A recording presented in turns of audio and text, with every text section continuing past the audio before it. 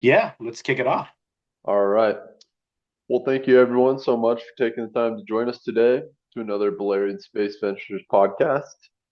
It's April 1st, and today we're joined by Brandon Florian, the co-founder of Aero, the most resilient air network cargo there is.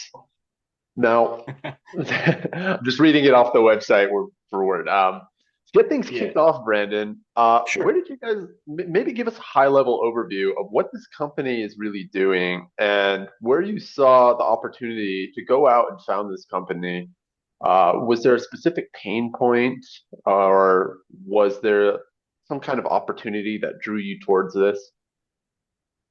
Yeah, I'll start off by saying you were you were close enough, right? So at Grid Aero, we're creating the world's most resilient logistics network, and we're doing that by building a new class of autonomous cargo aircraft designed for distributed logistics. Answering your question as far as the pain point that we saw, this actually comes more from the experience that my co-founder and CEO Arthur had while working at Joby and then X-Wing. So he built the first three aircraft for Joby. So he comes with a deep expertise from the aerial mobility landscape.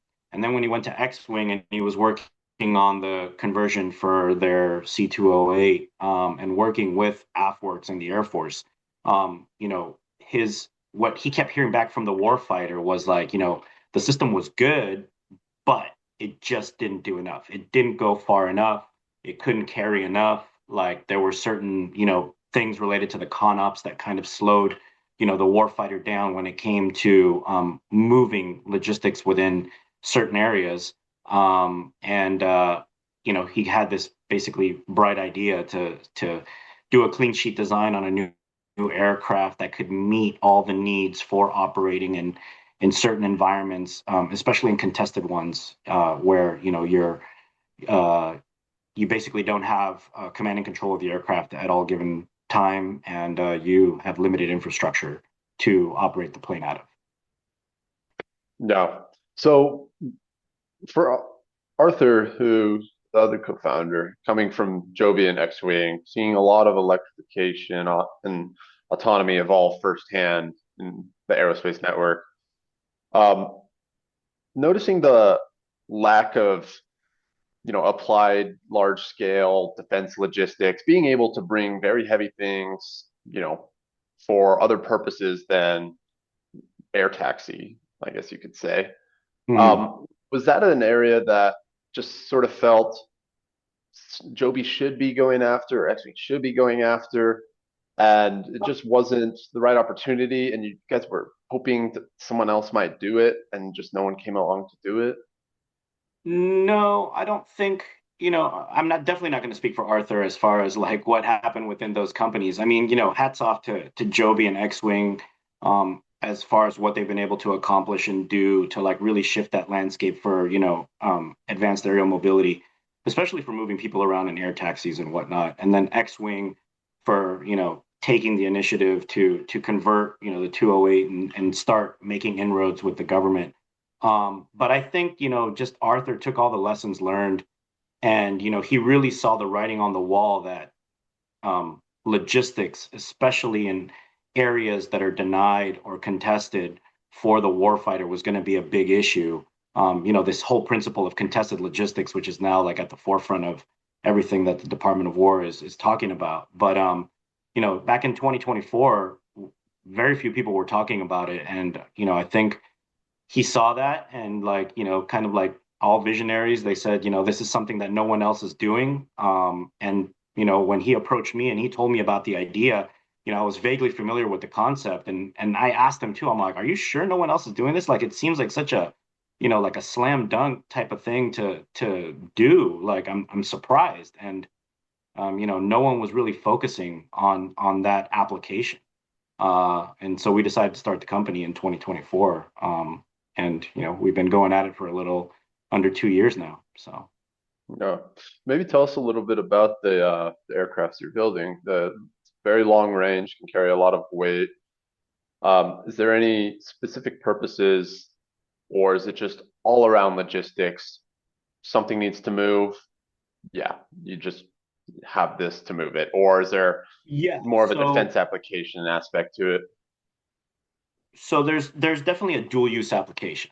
And I'll kind of rewind a little bit, right? So um, kind of getting into like how traditional logistics have operated versus like what we're seeing logistics migrate into now. As we're watching current conflicts evolve in Russia, Ukraine, and now in the Middle East. So traditional military logistics have always been built around secure, centralized supply chains. So you have like large depots, fixed infrastructure, predictable transportation routes. Like everything moves, according to schedule and according to pre-positioned things, and that model assumed that there was like a level of sanctuary across the battle space. And the problem is that modern conflict doesn't work that way anymore, and it breaks that assumption. So, adversaries can now like detect, disrupt, strike logistics networks across all domains. You're seeing precision fires in, Middle East striking bases, electronic warfare, and those centralized hubs and like predictable routes now actually become liabilities. So like logistics is no longer this support function that it used to be. Now it's like a contested domain. And that traditional model is increasingly vulnerable. So now we're seeing this shift where like the government is really focused on a distributed logistics aspect, which is essentially the inverse of that traditional model. So instead of concentrating resources across large hubs, you spread them out across smaller nodes and using smaller delivery assets, in this case, autonomous, uncrewed, low cost, quote unquote, attritable assets. And it prioritizes resilience over efficiency.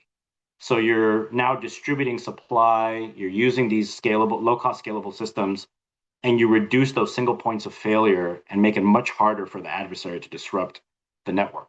Um, and because it's networked, you can, do dynamically reroute them or adapt them in real time. And, you don't really need like GPS or comms in those environments because the aircraft is fully autonomous and it can take care of itself and do what it needs to do based on what you tell it to do. So the goal is really persistence and, keeping logistics flowing under attack. So we see that as, we've built this aircraft that can carry thousands of pounds for thousands of miles, operate, in, remote and austere locations, be super simple to maintain, super low cost to operate, and like basically like, if you lose a few along the way, they're relatively inexpensive. So you can just replace them. And it creates like this honey layer slash self-healing aspect of the network of aircraft that allows you to continue to do your mission. Got it. Now you come from a background of being in aerospace for quite some time. You've been at defense primes, you've been Northrop, you've been at you know, that you've invested in aerospace category, and I'm sure you've seen a lot of things. Does what you're doing now kind of compare to another trend in the industry that maybe more people are familiar with that happened back in the day and now is just normal to us? Maybe something like drones just being used for so many applications. It first started and there wasn't too many applications, and then we saw it in defense, we saw it in shipping, we saw it in Earth observation, things like that. I'm just curious to get a little bit more information about your background and the journey along the way, Mm-hmm. what you've seen uh, to where it ended up. You're now here. Yeah. So, yeah, I spent a little over a decade at Northrop Grumman Aerospace in Redondo Beach, California, mostly working, space campaigns, some air campaigns, but really focused on like the business development, strategy innovation, and tech scouting side. Back in 2015, when this whole new space economy kicked off, I was tasked to like go out and start tech scouting startups that Northrop could potentially work with, and that led me to learn about a company coming out of Europe called Starburst Aerospace Accelerator, which I'm sure you guys are familiar with. And they were like truly like the first global aerospace and defense accelerator that really hit the scene and started, bringing these startups to the forefront. So I worked with them intimately back then, and things that I saw from my background and what we were seeing, the shift happen is, uh, for example, Northrop, they build a lot of different satellites, right? And they're really good at doing that. But these were like super exquisite, ultra expensive, one-off type of satellites. And you now we're starting to see companies that were proliferating small sats, right? And like one of the first companies that really like was noticeable for doing that was Planet, right? And so like you should have seen how Northrop perceived that. Like they were saying, like what, like these people are building small sets in their quote unquote garage for thousands of dollars a piece. How are they doing that? So it was really starting to like raise some not alarm per se, but it was really starting to like interest the company and how there was like this shift where back in the day it was the few that would build such exquisite systems, and now they were moving to like this low cost, model of building satellites that could be replaced every few years and didn't have to cost hundreds of millions of dollars each. It could be, a few tens of thousands, hundreds of thousands each. So like I think that was one of the first things that I saw a shift in that now we kind of seem, like commonplace where you see like Starlink launches like every month, right? Um, so that was one of the big shifts. And then of course drones. I think there was like this drone bubble that occurred like about 8 to 10 years ago, where you had a lot of drones being used to automate certain processes like aircraft inspection and utility line inspection and you know painting buildings, right? Like tethered drones just doing a bunch of different things.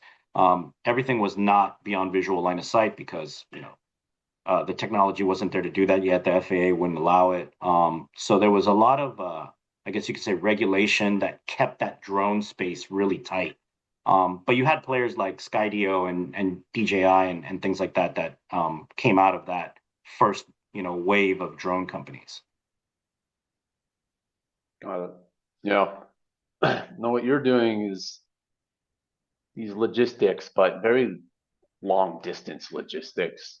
Um, you mentioned to me once about the tyranny of distance. What is the tyranny of distance, and why is it important for the Indo-Pacific theater?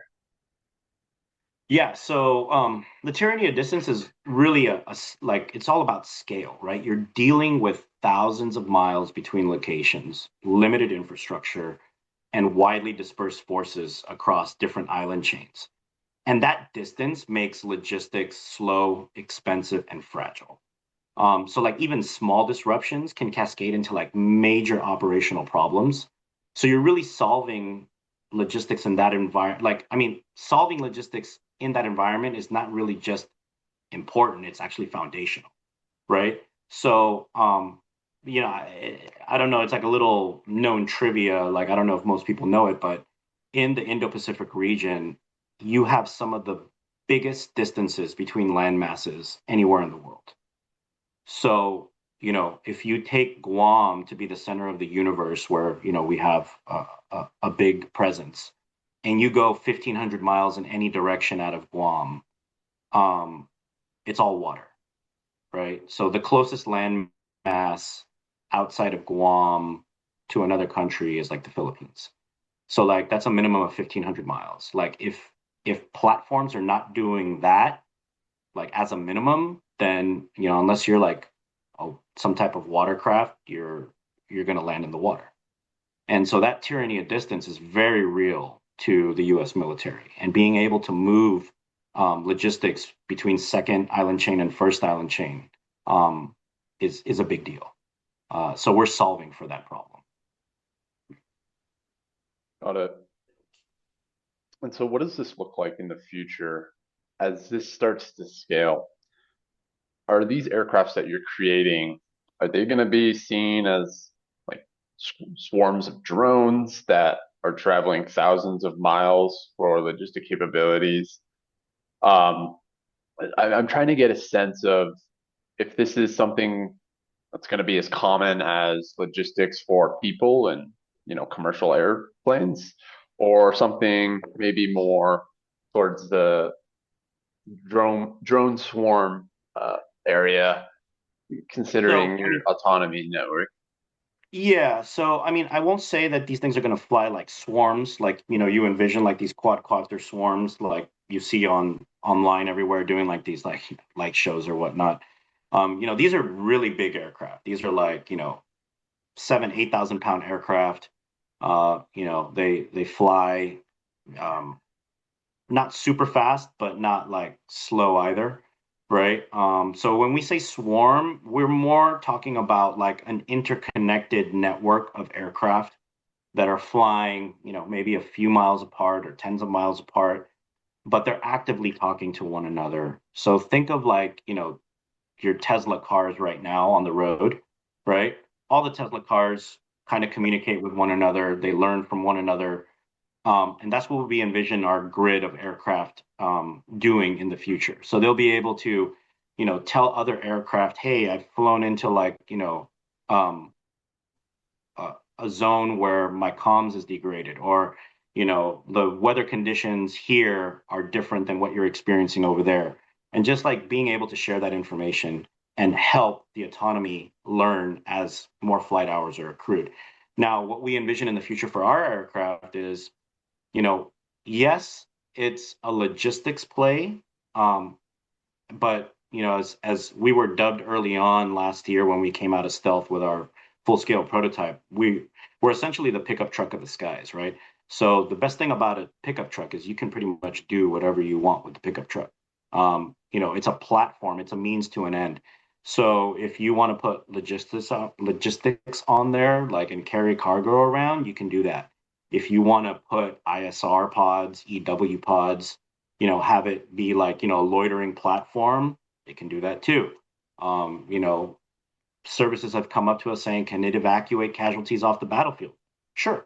I mean, we're not designing it to ever put people aboard. That's one of the, one of the design trade-offs that we did as far as being simple and being low cost is that we're not putting any, human safety systems on board that would drive the cost up of the aircraft. We're truly envisioning this to be an unmanned platform, never to carry humans. But I think some of the services are saying, are realizing that like, hey, in the heat of battle, if we truly need an aircraft to perform a certain function and it can do it, then we might use it for that use case.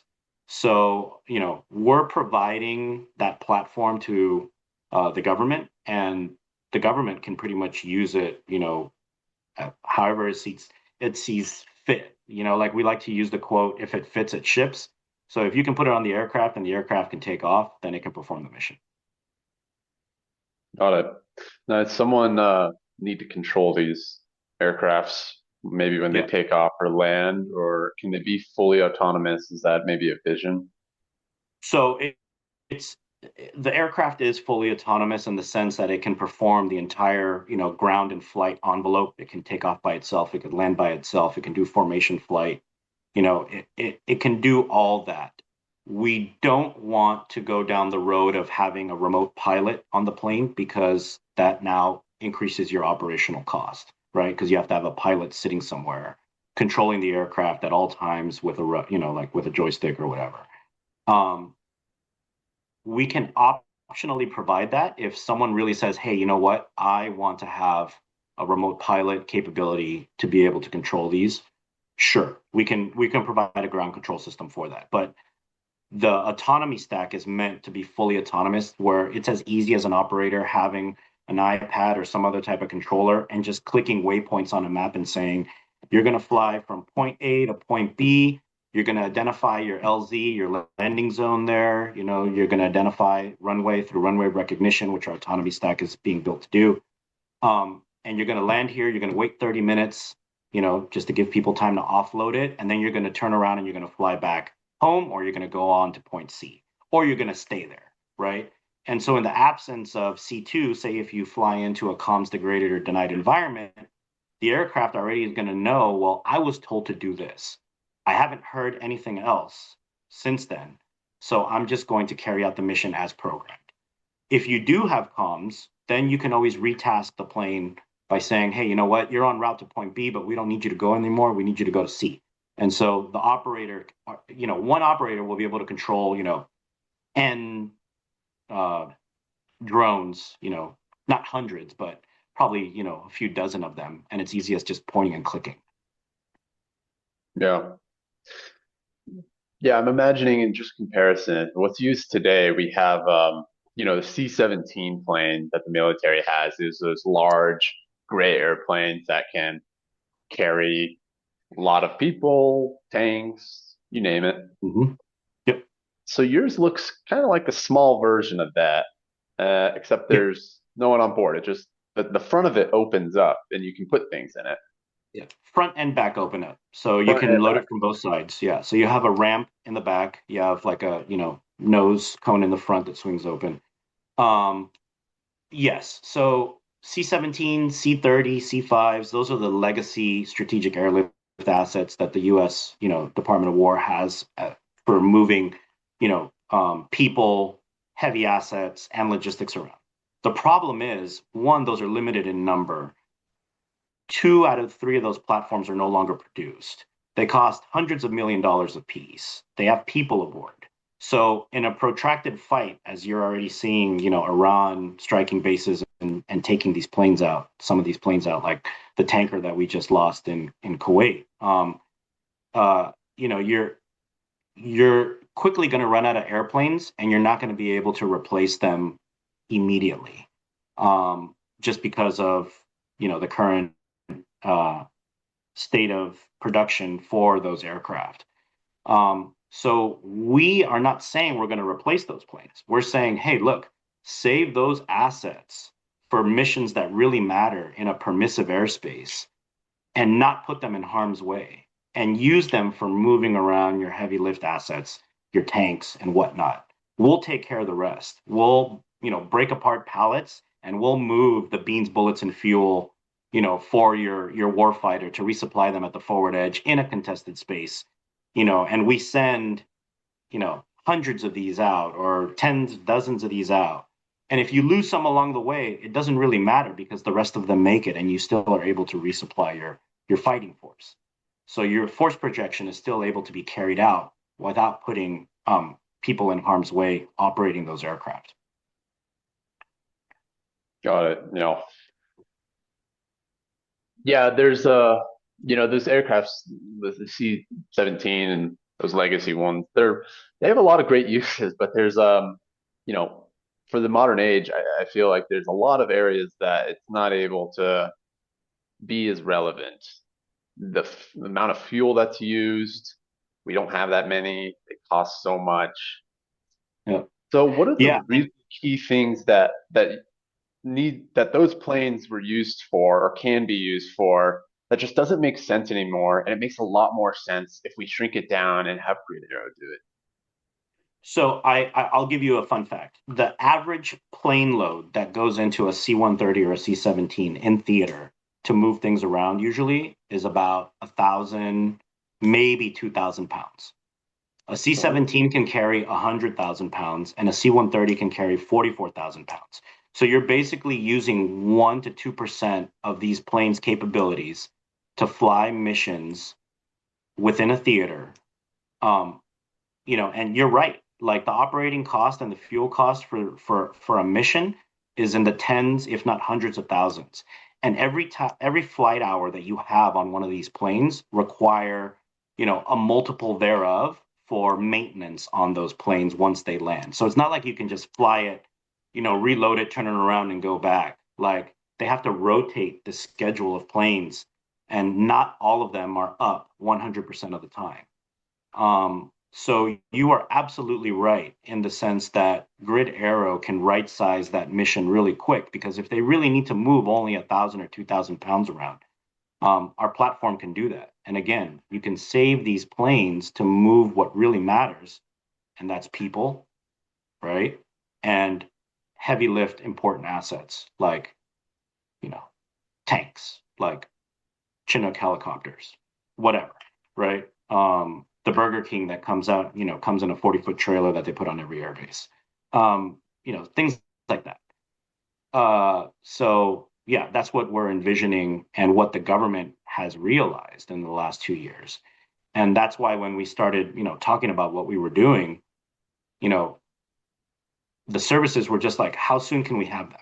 Like it was like that field of dreams moment, like if you build it, they will come type of thing, right? So we realized, like going into it, we knew there was a demand, but we just didn't realize how big this demand was. So now we're like sprinting to really, get these aircraft in the hands of the warfighter as soon as possible, so they can start experimenting and playing with it, and then giving us the feedback and saying, you know, this is great, but we would like this, or change this or change that. So having that quick, R&D with the warfighter is really invaluable for what we're developing. Yeah. And, one of the main bottlenecks just in this industry is manufacturing. Now, manufacturing a large shipping plane for the military, maybe the C-17, that's a real big problem and hard to do at scale. This is a little easy, smaller, but this still is, you know, a whole issue of getting this thing fully manufactured at scale and being able to produce multiple per year.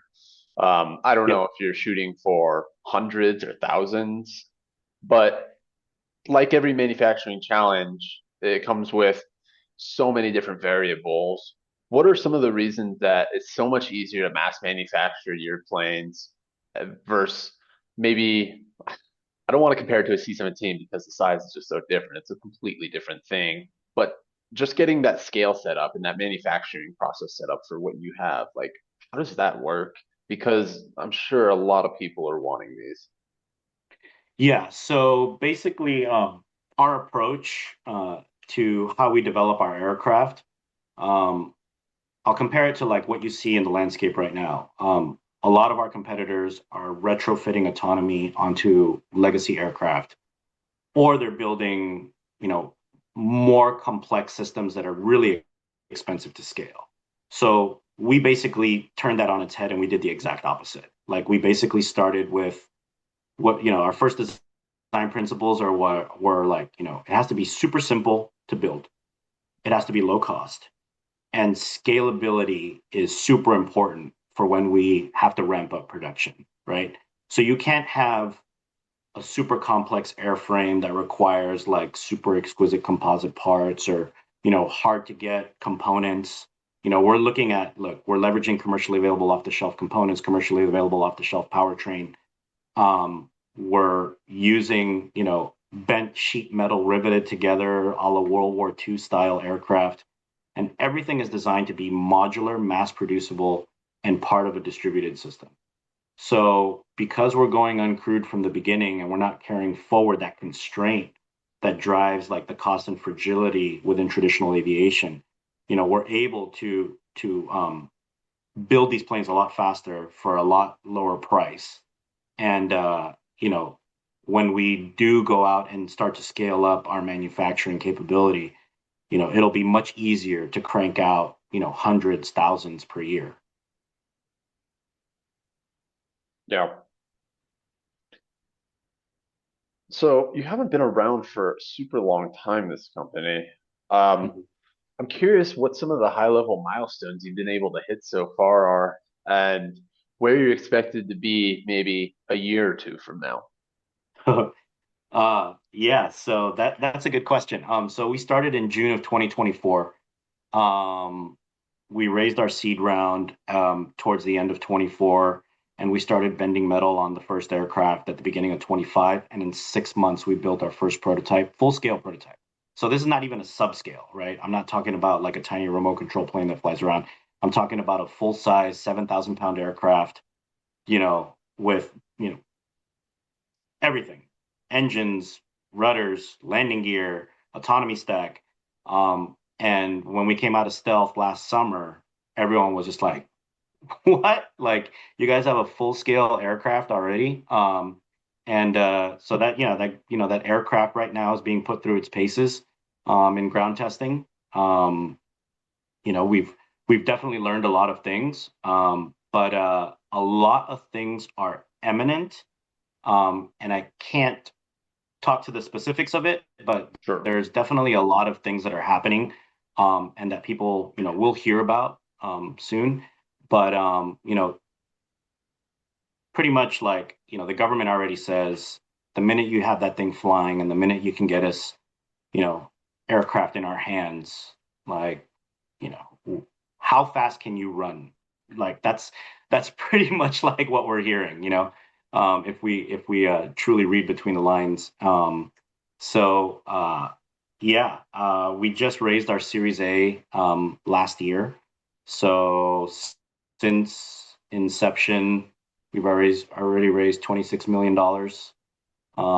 We're on contract with AFWorks currently, delivering on our direct to phase two for some development with them. And yeah, there's just so much. And with contested logistics now, one of like six critical technology areas assigned by the Department of War, late last year. And contested logistics probably being one of two top ones. Yeah, we've been very busy going all over. So um, yeah, it's I wish I could say more, but Sure. Yeah. you know, yeah, there's an element of discretion that we have to keep for the juncture that we're at. But we're excited to share our developments as they come to fruition with the general public. So yeah. Yeah.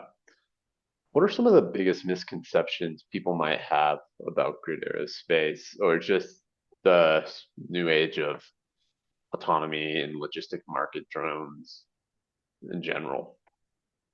Misconceptions.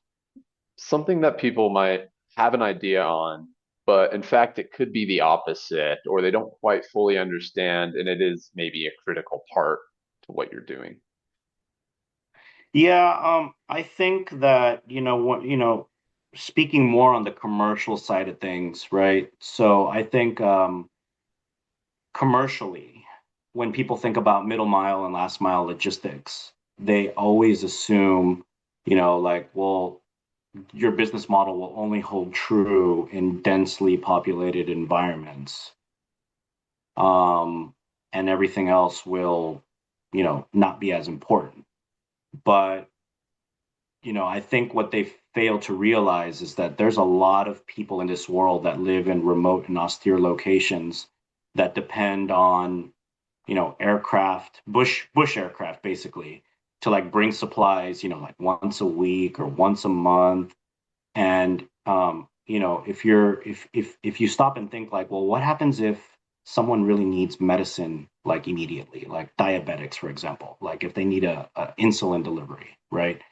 And like you look at companies like Zipline, which have done a great job in doing these types of missions in Africa, right? Like now you project that forward to places like Australia or Alaska or, archipelago nations that have limited infrastructure and depend on receiving shipments by boat for most of what they do. Um, you know, a platform like ours can be a major unlock um, for those types of economies and for those types of communities. No. And these can take off and land in some pretty rugged environments. They don't need a very nice runway, do they?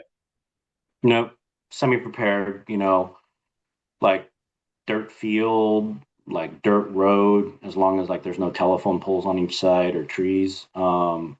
Beach, like pretty much you give me like a short enough distance for my, short takeoff and landing capability. And, we can put the plane down in there and it can also take off there fully laden. Got it. Yeah, I can see a lot of advantages coming from that. You talked about bush planes earlier, which are, those planes that kind of fly in the jungle, right? They can take Mm-hmm. off from, very bumpy airstrips. Yep. And it just made me think of just all the applications this could be used for beyond defense and good or bad. And there could be a lot of bad intentions with this technology. Um, what does the future look like and how you're able to sell these, who you're choosing to sell to, in terms of knowing your customer? Yeah, no, that's a good question. It's definitely come up, internally through discussions, amongst the team. But we're our first customer is going to be the U.S. government. That is, pretty much the biggest demand signal that we have right now. We've, also have been approached by some allied governments as well. So, I mean, while those conversations are early, and those allied governments will take a signal from the US first. So if the US starts to operate these aircraft, then allied nations will start to operate this aircraft. And then the goal of having interoperable aircraft across allied nations where, you can have these pre-positioned all over the world at different air bases, no matter, who the country of ownership is, that really does help with the distributed logistics aspect of what we envision our resilient network to be. Yeah. And then as far as how we keep this aircraft out of the wrong hands, I mean, you can try to put as many locks as you want on stuff like that, but eventually, if nefarious organizations or individuals want to get a hold of your aircraft, like they'll always find a means to do it. Yeah, I mean, people aren't blaming Cessna for, when bad things happen with those planes. It's just Right. they make planes. Hmm. Okay. That's exactly right. I mean, we're the platform provider. We're making the pickup truck, and of course, we'll do our best to vet who wants to buy the plane from us in the future as far as commercial applications go. But I think early on, just engaging with governments kind of takes away some of that risk of selling it to the wrong people. Right. No, I saw a question from the audience about the engine you use. Now, the photos online on your website, you're using prop style engine rather than, you know, IC engine. Can you tell us a little bit about why you went with this design? Does it just work a lot better for these types of planes? And maybe speed isn't too much of an issue, I'm assuming. Yeah, so we're using internal combustion engine, diesel powertrain. We stayed away from hybrid or electric, just because of like the limitations of those powertrains as far as like payload and range goes, and then the cost that's inherently built in to platforms such as those. We wanted to build something that was super rugged, super simple to maintain and operate, cost wise, as well as keep the price of the aircraft down. So that's why we went with that style. And then of course fixed wing, you know engines mounted on the wing. You're providing enough clearance, especially flying into the bush or in remote locations. So you're keeping the prop away from the ground and from other obstacles that could be present. So that's kind of like the design that we went with. And then it also helps much more with our STOL capabilities. Yeah. And yeah, I mixed it up. And you are a IC engine. I was thinking jet engine. Mm. So yeah, I'm assuming there doesn't need to be a super fast version of this, but could there be? I mean, sure, like if the government turns around and says, hey, like, we want this thing to, fly at, 300 or 400 knots instead of like what you guys are flying at now. Um, you got to give the customer what they want. So obviously that will no longer fit in the regime of being a low cost, easy to maintain type of vehicle. Because once you get into like this whole jet engine, you know, powertrain, you're having to do a lot of re-engineering to the frame, the airframe, and then your bomb cost on the aircraft also goes up because now you're not looking at you know tens of thousands per engine, you're looking at millions per engine. So everything has a trade-off. Yeah. And what I was thinking about this is if there was something that was a version of this that was much faster, easily can be retrofitted with whatever cargo you want and say it can fly much higher and very, very fast and drop things out of the sky while it's going that fast. So you have the ability to basically have deploying hypersonic, supersonic weapons and other systems um, for military purposes. Has that I idea can tell crossed? you, Yeah. so I can tell you right now that you can do launched effects out of any aircraft, and it doesn't matter how fast it's flying as long as it's flying. Okay. Because ultimately, whatever effect you deploy off the aircraft will have its own propulsion system to get it to where it needs to go. So, think of, some of the uh, munitions that currently fly, aboard C-17s or C-30s that are deployed out the back, like Rapid Dragon style, right? Like those aircraft fly, 300 knots ish. Um, and once those missiles, deploy out the back and launch, um, they can accelerate to whatever speed is built in based on their own propulsion system. So you really don't have to fly that fast for launched effects. And I'll just leave it at that. Got it. And even with C-17s and other planes, a lot of times we see them drop things out mid-flight. Does grid aerospace planes, do they have the capability of doing things like that? Yeah, obviously for resupply of fighting forces, we need to be able to do airdrop capabilities. So that's one of the aspects that we're working through right now with the U.S. government. Very nice. Um, I was thinking about just the Indo-Pacific side of things and being able to go island to island. How critical and when do you think that's going to become very needed? Do you have basically what I'm saying is looking at the future, I see a Pacific war and that might need to be fought. And that's going to be much different than, not a Pacific war or conflicts we're seeing in Ukraine or other places in the Middle East because there's a very large ocean that's blocking the United States and adversaries. And being able to have air superiority over that is going to be critical. So, yeah, do you see this superiority as important as it was maybe during the Cold War? And do you have a vision of what the future looks like if there is true conflict in the Pacific? Sorry, So that's as kind of far as high. timing goes, I know as far as time, and that's a tough question because like you're kind of like crystal balling like what that Indo-Pacific theater is gonna turn into.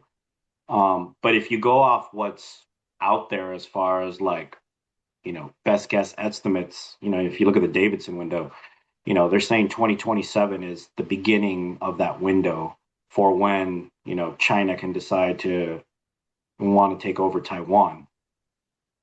And so our allies in the region, plus ourselves with our presence in the region, um, we have to be ready for that fight.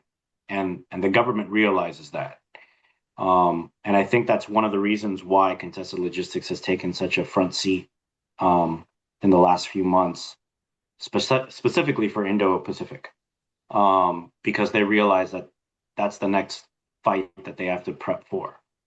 Um, and so being able to get assets like ours, and we know we're not going to be the only ones. We know that the market's definitely big enough to support a few.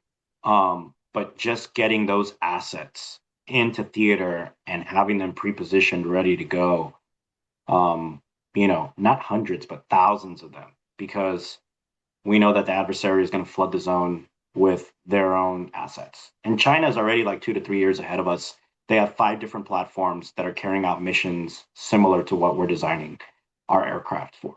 And funny enough, like this is the crazy part about it. The day that we incorporated the company, China test flew their first platform that did like 1,000 pounds for 1,000 miles. And we were like, oh, I guess, they came up with the same solution that we did. So, we're playing catch up right now. And I think our development and the impact that it can have in the near future is not lost on what the Department of War sees as a necessity.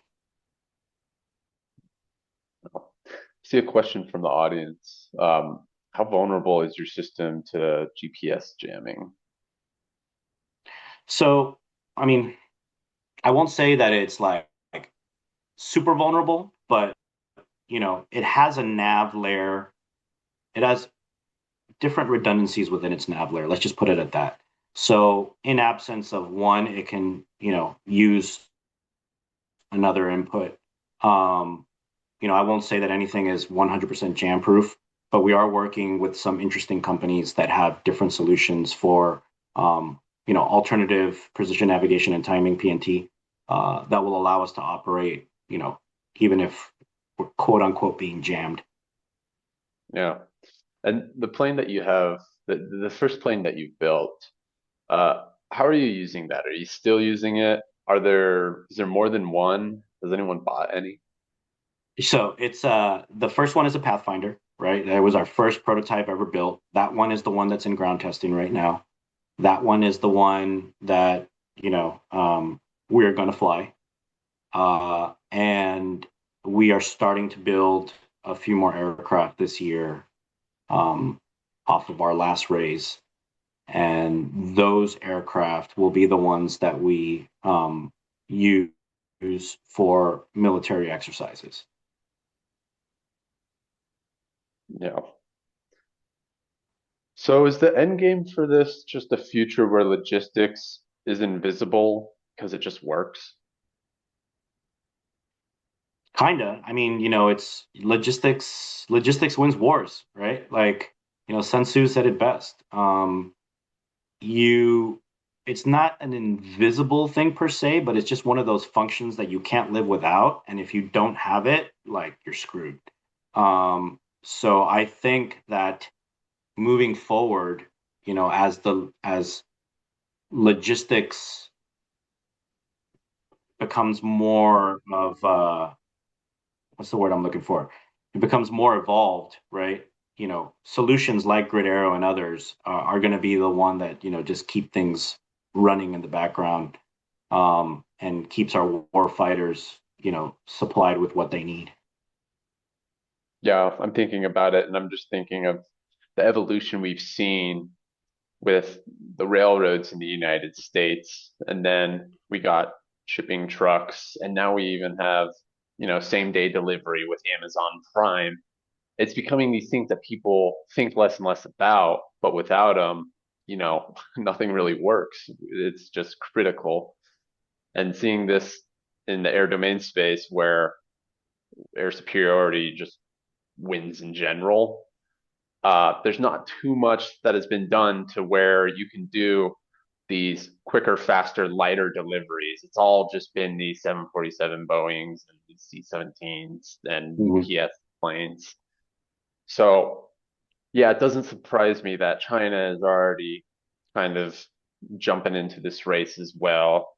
And I'm expecting in a few years that seeing one of your planes or plane doing this will just be as common as maybe seeing, you know, an 18 wheeler on the road driving. It's just something we don't even think about. Is that the Yeah, vision that you have as well? yeah. I would say that's pretty much exactly it. The bottom line is that if logistics fails, everything else fails. So in contested environments, supply lines are going to be targeted first. And those current centralized systems that we have will break down very quickly. So the ability to sustain operations under disruption continuously at scale, that's what really matters. That's what's going to win the day. And if you carry that forward to, commercial applications, that same holds true for humanitarian missions. That same holds true for servicing, essential air services in remote areas, getting people what they need when they need it versus having to wait weeks for it.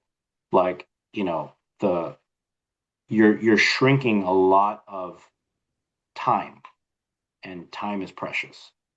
So I think our platform will give people back the time that they sorely need.